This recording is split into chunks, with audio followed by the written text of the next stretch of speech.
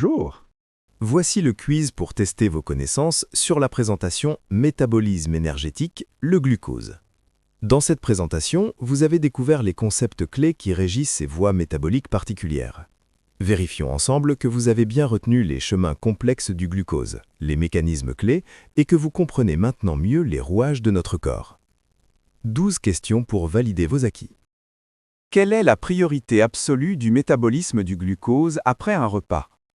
Conversion en acide gras par lipogénèse de novo, synthèse de glycogène musculaire, production de NADPH via la voie des pentoses, maintien de la glycémie dans une fenêtre étroite.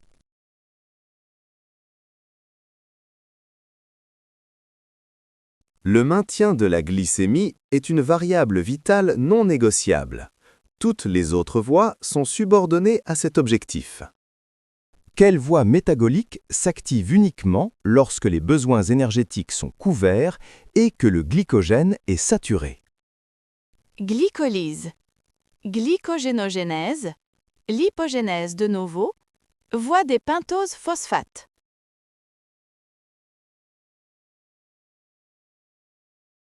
La lipogénèse de novo est la voie de dernier recours pour le glucose excédentaire. Elle ne s'active qu'une fois les deux premières voies saturées. Vrai ou faux?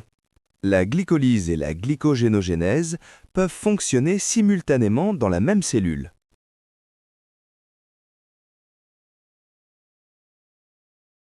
Faux. Ces deux voies sont mutuellement exclusives. La glycolyse est activée par un manque d'énergie, AMP et ADP élevés, tandis que la glycogénogénèse nécessite un excès d'ATP.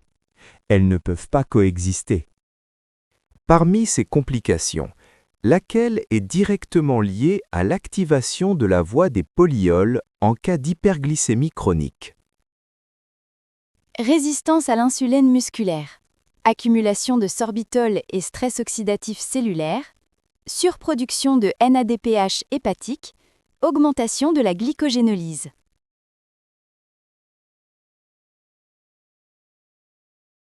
La voie des polyols convertit le glucose en sorbitol, puis en fructose, puis en triglycérides et acide urique, entraînant un stress osmotique et oxydatif. C'est une voie pathologique activée uniquement lors d'hyperglycémie persistante. Qu'est-ce que la néoglucogénèse et dans quel contexte s'active-t-elle? La synthèse de glycogène à partir du glucose sanguin, activée après un repas, la conversion du glucose en acide gras dans le tissu adipeux, la dégradation du glycogène hépatique pour libérer du glucose dans le sang, la production de glucose à partir de substrats non glucidiques.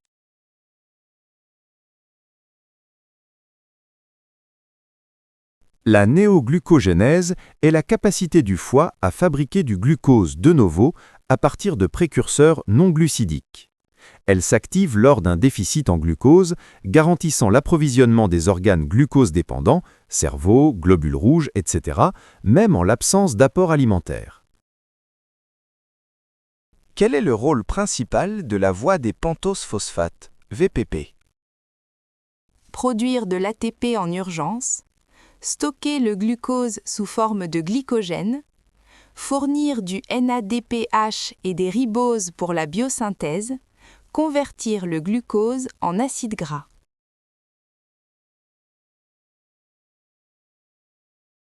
La VPP est une voie de maintenance et de biosynthèse. Elle fournit le NADPH nécessaire à la protection antioxydante et à la synthèse des lipides, ainsi que les riboses indispensables à la synthèse des acides nucléiques. Elle ne produit pas d'ATP. La voie de l'exosamine est dite mineure quantitativement, mais majeure sur le plan régulateur. Quelle affirmation la décrit le mieux? Elle module l'expression génique et la signalisation insulinique. Elle produit la majorité de l'ATP cellulaire. Elle est activée uniquement en hypoglycémie. Elle est la principale voie de stockage du glucose dans le foie.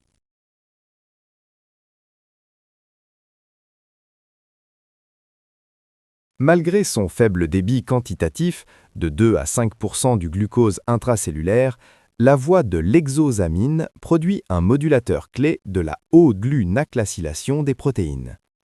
En hyperglycémie chronique, elle contribue à la résistance à l'insuline et aux complications diabétiques. Quelles sont les capacités de stockage du glycogène dans l'organisme? Illimité. Le foie peut stocker autant de glycogène que nécessaire. Limité. Dans le foie, dans les muscles. Limité au foie uniquement, car les muscles ne stockent pas de glycogène. Environ 5 kg au total, répartis dans tous les organes.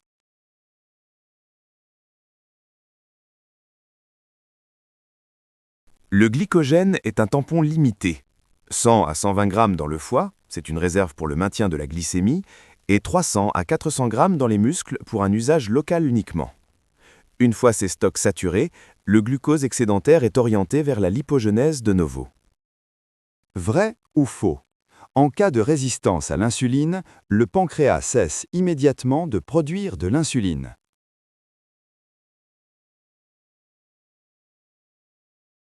Faux. En cas de résistance à l'insuline, le pancréas compense en produisant davantage d'insuline. Hyperinsulinisme réactionnel. Pourquoi dit-on que la consommation répétée de glucose interdit l'utilisation des réserves corporelles? Parce que le glucose détruit les acides gras stockés.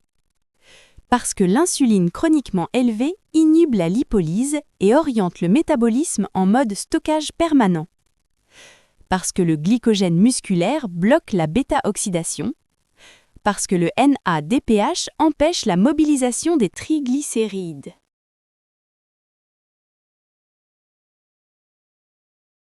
L'insuline est une hormone anabolisante et antilipolytique. Tant qu'elle est élevée, ce qui est le cas lors d'apports glucidiques fréquents, la lipolyse est inhibée et les graisses stockées restent inaccessibles. C'est la logique du camion-citerne, des réserves abondantes mais métaboliquement verrouillées. Toutes les cellules ont-elles obligatoirement besoin de glucose pour fonctionner? Oui, toutes les cellules dépendent exclusivement du glucose pour produire de l'ATP. Non, la plupart des cellules peuvent utiliser d'autres substrats, acides gras, corps cétonique, lactate. Non, seuls les muscles ont besoin de glucose, les autres organes utilisent uniquement des lipides. Oui, sans glucose, toutes les cellules entrent immédiatement en apoptose.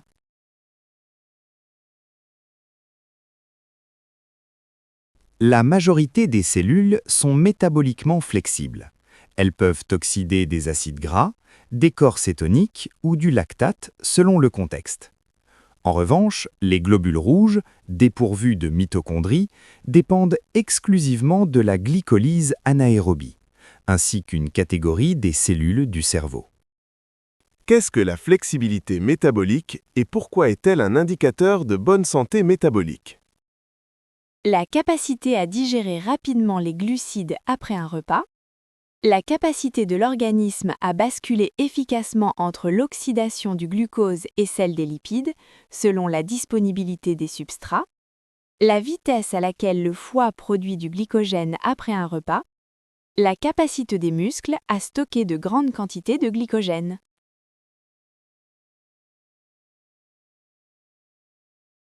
Un organisme métaboliquement flexible sait utiliser le glucose quand il est disponible et basculer vers l'oxydation des lipides lorsqu'il est rare.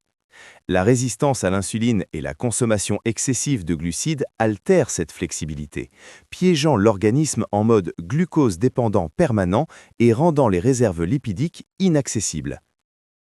Félicitations, vous avez terminé le quiz. Ces concepts forment le socle de la compréhension du métabolisme glucidique. Maîtrisez-les pour aborder sereinement la suite: bêta-oxydation, cétolyse et comparaison des carburants énergétiques.